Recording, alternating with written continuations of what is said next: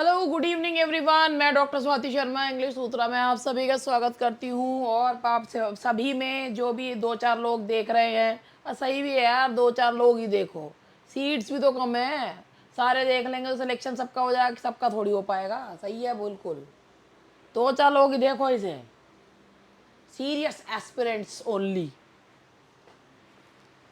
चलो भाई, आज का बिना बेकार की बात करें, ऐसा है वैसे चलता जो है ना, चीज़ें चलती बेकार की बात करने वालों की है। मेरी तो चल नहीं रही, क्योंकि बेकार का जिस दिन कभी तो अभी तक तो मुझे बेकार की बात करनी आई नहीं है, फिर भी लोग मुझ पे बात बना देते हैं। ये बेकार की बात फोड़ती रहती है। भगवान जाने बाकियों को कैसे झेलते हैं ये। खैर, क्वेश्चन नंबर 1 देख लो और जवाब दो।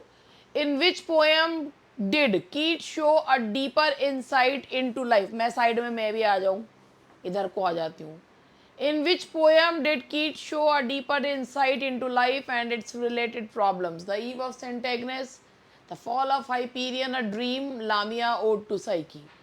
कौन सी पोएम में कीट्स ने लाइफ के बारे में बताया है? और वो है the fall of Hyperion. The answer is the fall of Hyperion.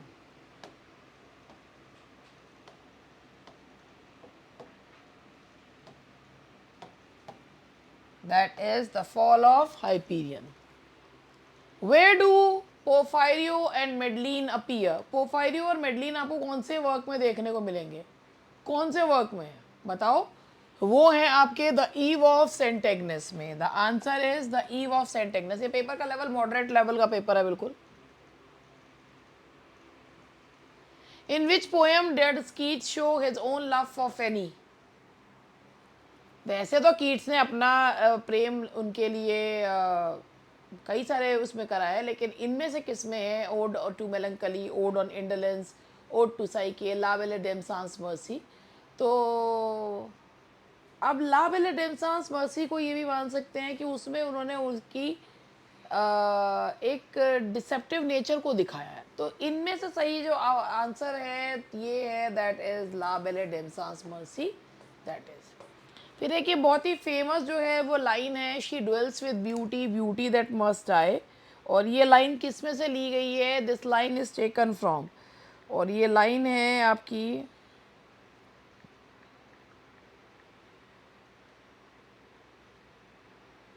That is, ये एक बहुत ही फेमस लाइन है। Ode on a Grecian, ode to nightingale, ode to Psyche, या ओड ऑन मेलंकली। ये बहुत ही फेमस लाइन है ओड ऑन मेलंकली की। ओड ऑन मेलंकली की ये है कि कितनी खूबसूरत क्यों ना हो कोई भी, मगर the nature of beauty is transient.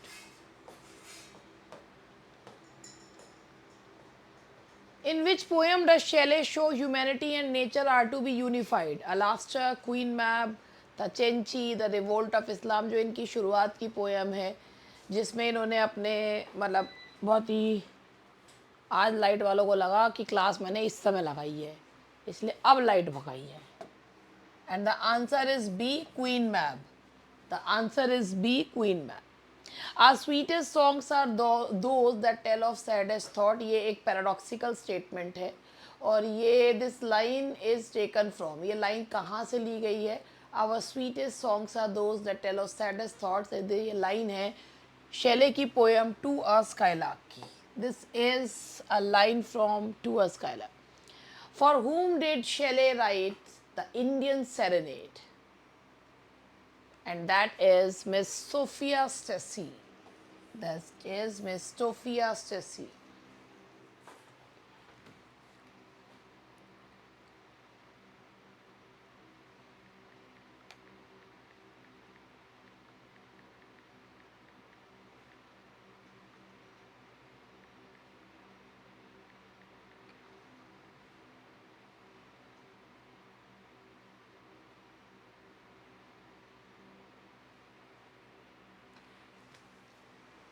Next one is, the beginning stanzas of which of the following poem ends with the phrase "Oh here"?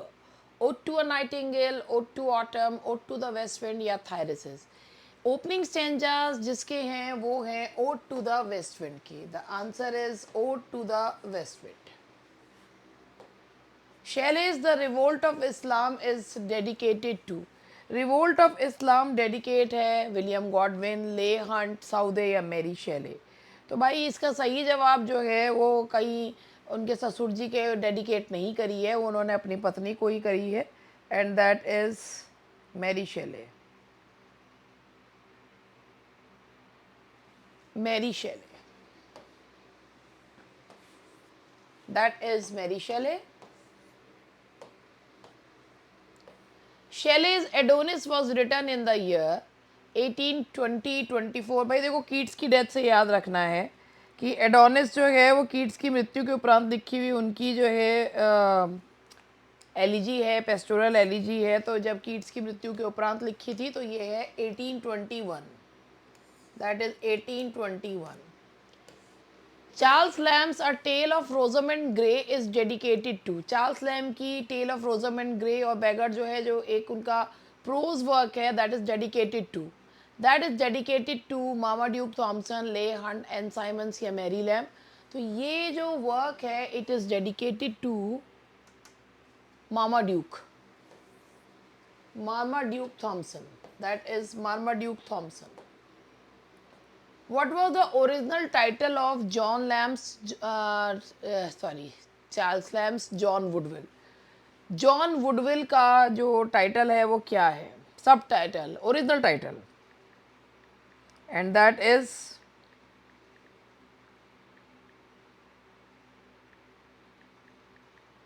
बहुत कई बार पढ़ भी रखा है. That is Pride's Cure. That is Pride's cure.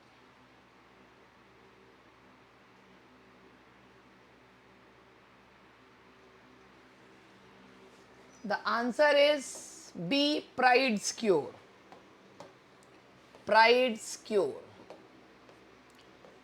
Lamb's Essays of Elia first appeared in, ये तो मैंने मेरे ख्याल से यहीं पर ही 2-3 बार करवा लिया. The Quarterly Review, The London Magazine, The Criterion, Italian Magazine, and that is the London Magazine. The answer is B, the London Magazine. Which of the following plays of Shakespeare is known as his problem plays? All is well that ends well, Measure for Measure, Troilus and Cressida या all the above. अभी मेरे एक student ने question पूछा था, all दो I know कि पता नहीं वो तो देखेगा भी नहीं देखेगा. एक क्वेश्चन ये था कि जो टर्म है प्रॉब्लम प्ले वो किसने कॉइन करा है, फ्रेडरिक एस बोस ने या सिडनी ग्रंडी ने?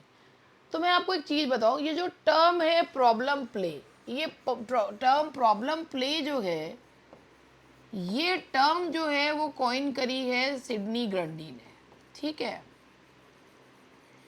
लेकिन जो ये शेक्सपियर के प्लेज हैं, इन प्लेज को प्रॉब्लम प्लेज कहा है. सिर्फ इन्हीं प्लेज के लिए प्रॉब्लम प्लेज का जो यूज़ किया है वो फ्रेडरिक एस बोस ने करा, वो उन्होंने करा है. तो भाई जो problem play, the term problem play was coined bye Sydney Grundy, लेकिन प्रॉब्लम प्ले जो है वो टर्म यूज मतलब शेक्सपियर के प्लेज के लिए फ्रेडरिक एस बोस ने करा. In which play do two-fold balls and treble scepter appear? Two-fold balls and treble scepter. और ये है तो मकबेथ का.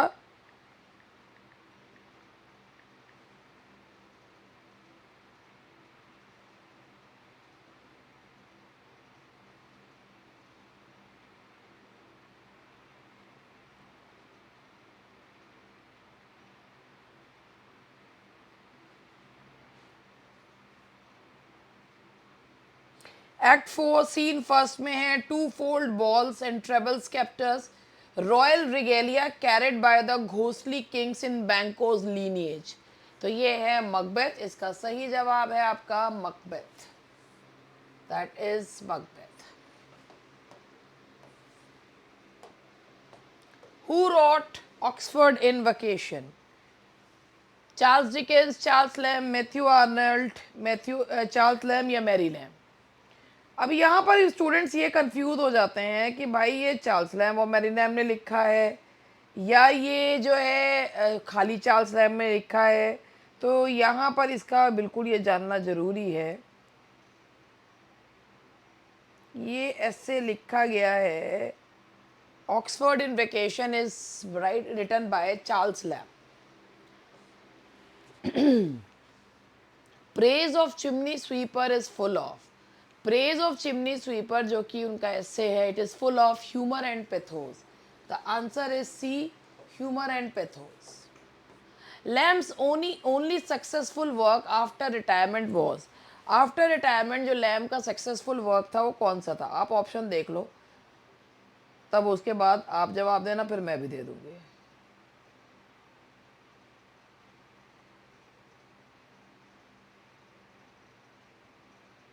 और इसका सही जवाब है A, the last essays of इलिया।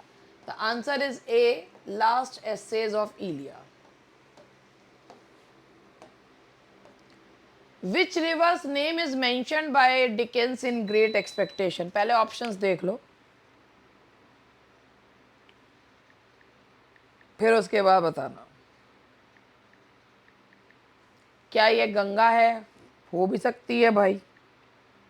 क्या ये अमेज़ॉन है? हो भी सकती है भाई। क्या ये टेम्स है या ये नाइल है? तो आपको पता है कौन सी नदी है, and that is Thames. It's an obvious answer, that is Thames.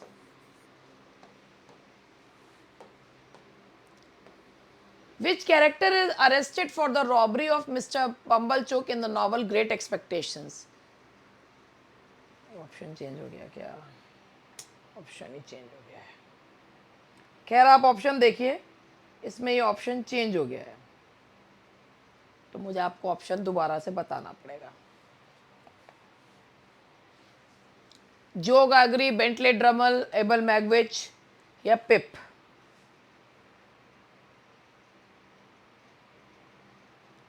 इसमें एक ऑप्शन दिया ही नहीं है, ये नन ऑफ दीज है एक्चुअली।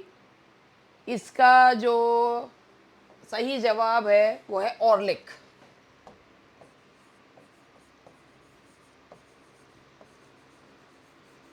That is ऑर्लिक। सही जवाब ये है, इनमें से ये कोई सा भी नहीं है, that is George ऑर्लिक।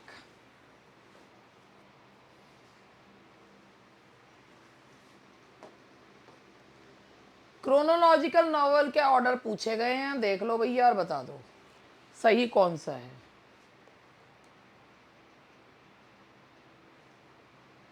पिकविक papers, Nicholas Nickleby, David Copperfield, great expectation. Pickwick papers, Nicholas निकलबाय,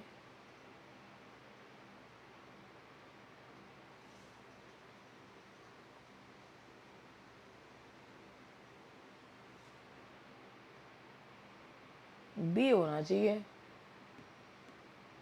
पिकविक papers, ऊपर भी देख लो, Pickwick papers, Nicholas Nickleby, David Copperfield and great expectations, यही होगा इसका।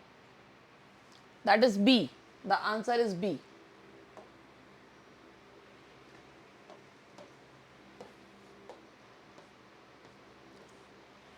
क्वेश्चन नंबर 22 देखिए, और देखिए बहुत ये तो सिंपल से क्वेश्चन, मगर ये भी गड़बड़ कर देते हैं।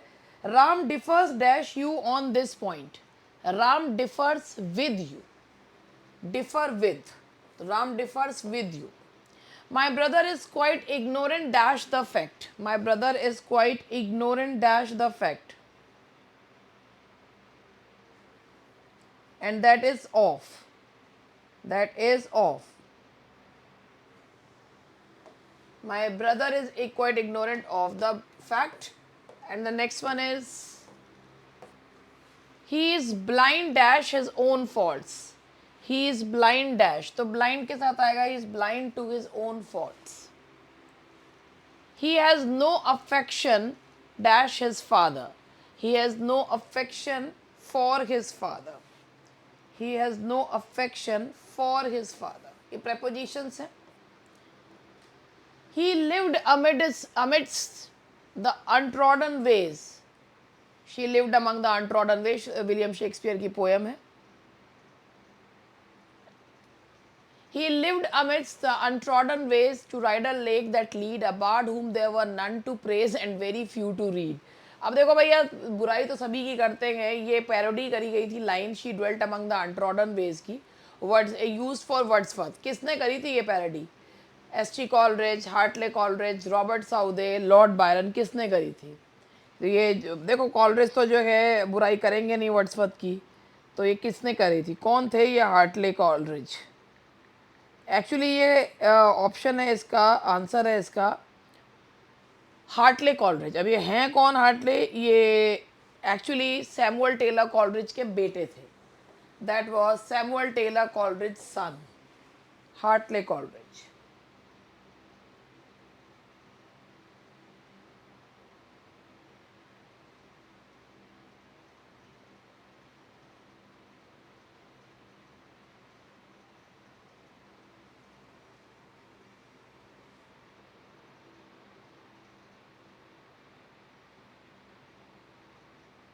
अब क्यों करी थी इन्होंने अपने अंकल जी की बुराई, पता नहीं. एक्चुअली ये इसके बारे में बताती हूँ कि ये हार्टले कॉलरिज जो थे, इन्होंने विलियम वर्ड्सवर्थ की she dwelt among the untrodden ways को एक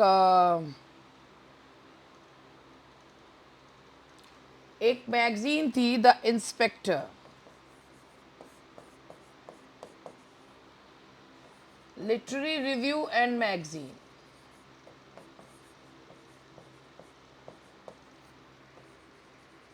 लिटरेरी रिव्यू एंड मैगजीन में उन्होंने वर्ड्सवर्थ की सिंपलिस्टिक स्टाइल को और ईगोटिज्म को मॉक करा था, जिसमें कहा था उन्होंने अ board whom there were none to praise and very few to read. ये पैरोडी थी.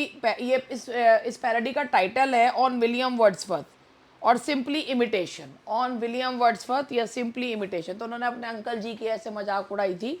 तो हार्टले कॉलरिज ने इस मैगजीन में the inspector, literary review and magazine on Wordsworth, simply imitation. Love at first sight is a prominent feature in Shakespearean tragedies, comedies, poems, all of them. तो basically love at first sight जो उनका prominent feature है Shakespeare का, वो है comedies का. Tragedies वगैरह का नहीं है, कॉमेडी का है. तो ऑल ऑफ द अबव देख के एकदम से जवाब नहीं लगा दिया करते हैं. Which type of Shakespeare's plays are called the plays of reconciliation? Dramatic romances, love tragedies, Roman plays, historical plays. Actually Shakespeare के जो लास्ट प्लेस थे, जैसे पेरिकल, सिम्बेलिन, विंटर्स टेल और टेम्पेस्ट, ये सब ना रोमांसेस कहे गए हैं या ट्रेजिक कॉमेडीज़ कही गई हैं और डाउडन ने. तो ये जो है ना, इनको प्लेस को ही रिकन्सिलिएशन, क्योंकि बिछड़ते हैं और बाद में मिल जाते हैं, तो ये ड्रामेटिक रोमांसेस है.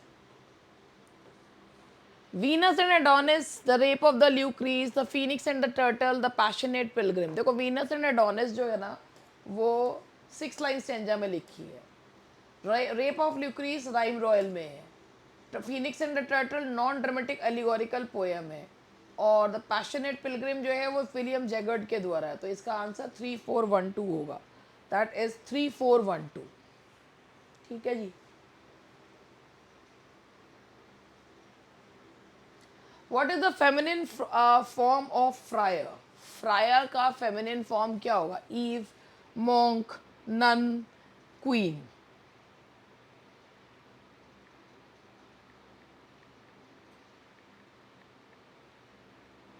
And that is none.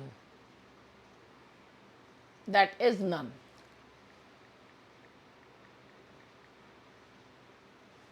That is none. C. The answer is C.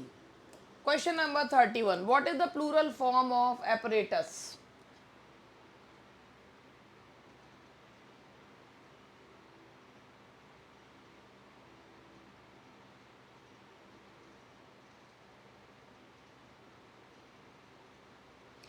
देखिए एपरेटस जो होता है ना, वो अनकाउंटेबल नाउन के रूप में भी आता है. तो उसमें जो है आप APPARATUSES होगा, APPARATUSES, ये भी सही है। खाली अपरेटस लेते हैं तो भी सही है, ये भी सही है और वो भी सही है, दोनों ही सही होते हैं। और APPARATUSES, आप इसका प्लूरल में, मैं आपको फिर वही वाली बात बता रही हूँ, क्योंकि ये अनकाउंटेबल नाउन में आ जाता है तो इसका ये भी सही माना जाता है, और इसका सिर्फ आप अपरेटस लिखते हैं वो भी सही माना जाता है, तो इसीलिए ये दोनों ही सही हैं।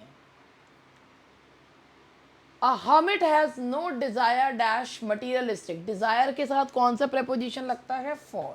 A hermit has no desire for materialistic pleasure.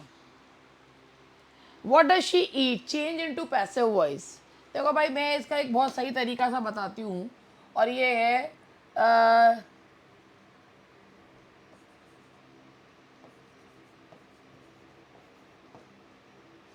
चलो अभी वो तरीका यहाँ पे बनना है। What is eaten by her? His house is dash adjacent dash the temple. Adjacent के साथ जो preposition लगता है वो लगता है to. His house is adjacent to the temple. Did you think you dash me somewhere before? तो did you think, तुम्हें ऐसा लगा था कि तुमने मुझे पहले कहीं देखा? चूँकि पास्ट टेंस में बिफोर पे सेंटेंस ख़त्म हो रहा है तो हैड सीन लगाया है। अगर डू आता तो हैव लगाते, क्योंकि बिफोर पे अगर सेंटेंस ख़त्म होता है तो परफेक्ट टेंस का यूज़ करते हैं। Heard melodies are sweet but dash unheard are, खुद ही बोल गई, मैं भी ऐसी बात करूँ। ये ode on a Grecian urn की लाइन्स हैं। Heard melodies are sweet but those unheard are sweeter. No sooner did the train arrived at the station then the passenger rush towards it. No sooner, did के साथ verb की first form लगेगी, ये है आपका option A, और यहाँ आएगा arrive. Which poem of Tennyson contains the following line? Yet all experience is an arc where through gleams that untraveled world, whose margin fades forever and forever when I move. तो ये line है आपकी Ulysses की. This is a line from Ulysses, the poem of action. Who wrote the following lines? Men may come and men may go, but I go on forever. The Brook है. Matthew Arnold, Alfred Tennyson, William Wordsworth, yes, Shelley. Men may go and men may come, but I go on forever, and that is Alfred Tennyson. Men may go and, अच्छी लगती है line.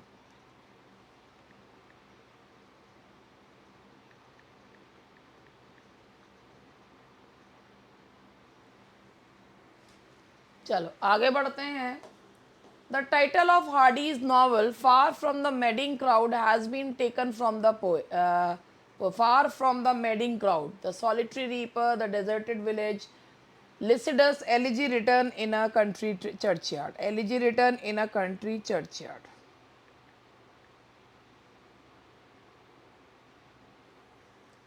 भाई देखो, ये जो title लिया गया है ये थॉमस ग्रे की पोएम एलिजी रिटर्न इन अ चर्चयार्ड से लिया गया है. एलिजी रिटर्न इन अ चर्चयार्ड वैसे भी ग्रे को ग्रेवयार्ड स्कूल ऑफ पोइट्री का जो है वो मास्टर माना जाता था. Under the greenwood tree is written by, under the greenwood tree is a title by Thomas Hardy. It's the title of the novel by Thomas Hardy. The president of the Immortals had ended his sport with dash. The above lines have been taken from Hardy's novels. The Mayor of Casterbridge, The Return of the Native, Far from the Madding Crowd, yet Tess of the D'Urberville. And the answer is Tess of the D'Urberville.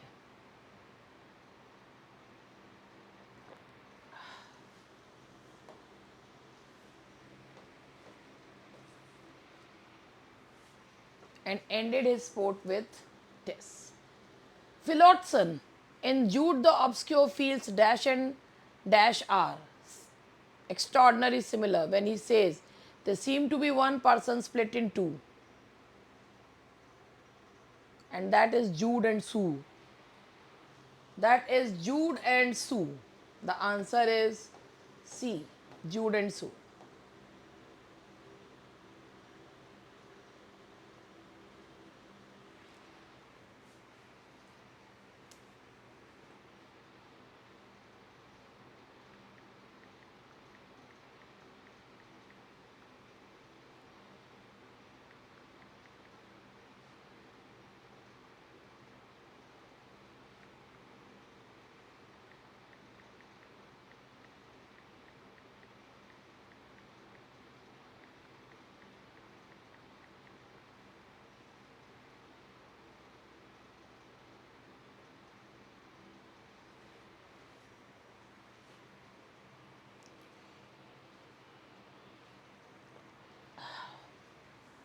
The answer is C. In which poem of T.S. Eliot do the following lines occur? April is the cruelest month. वैसे तो इस समय तो अप्रैल हमारे यहाँ भी cruelest month ही हो रहा है. 43 डिग्री टेम्परेचर पहुंच रखा है, इतनी गर्मी हो रही है. और the answer is the Waste Land. That is the Waste Land. Portrait of a lady, ये क्वेश्चन जो है 2021 के उसमें आया भी था कि portrait of a lady dramatic monologue किसके द्वारा लिखा गया है, और यही सेम क्वेश्चन था. और पता नहीं कैसे जो है इस क्वेश्चन को मैंने गलत कर दिया था. और पोर्ट्रेट ऑफ अ लेडी, कई बार जो क्वेश्चन आपसे गलत हो जाते हैं ना, वो क्वेश्चन आपको ज़िंदगी भर याद रहते हैं. और ये बस portrait of a lady, T.S. Eliot.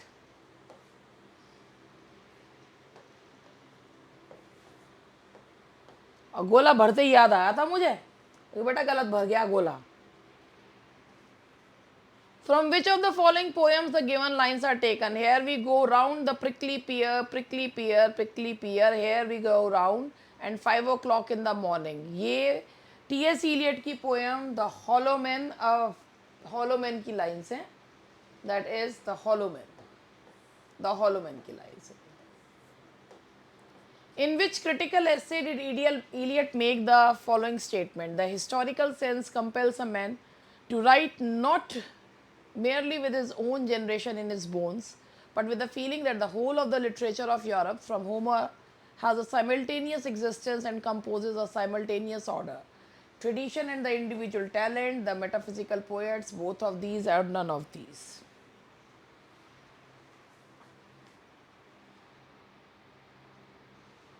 And that is, फिर देख लीजिए, the historical sense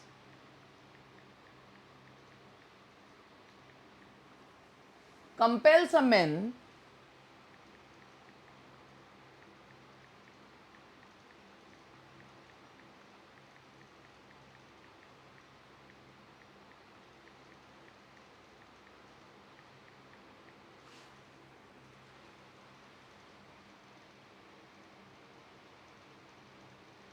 देखिए, T.S. Eliot का जो ऐसे है tradition and the individual talent, जो कि 1919 में आया था, और ये इसमें बोला है कि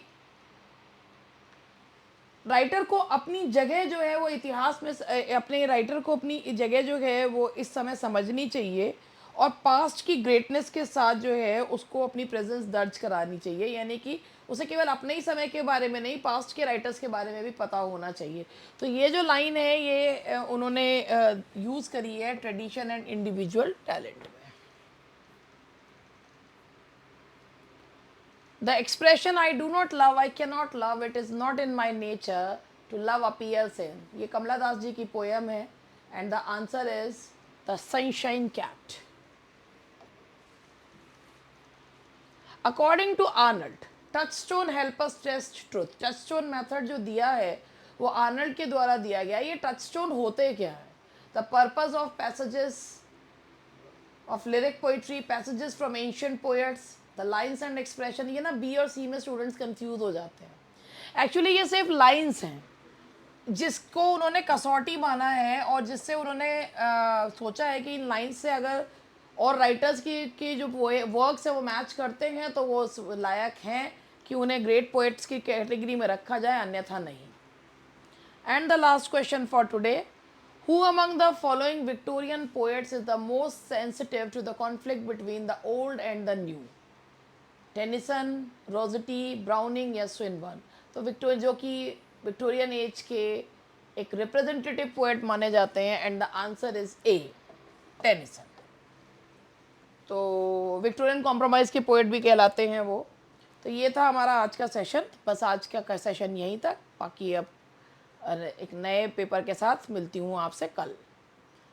काउंटडाउन हैज़ बिगन. आज हो गई 1, 2, 3, 4, 5, 6, 7, 8. 7 days are left. 7 days.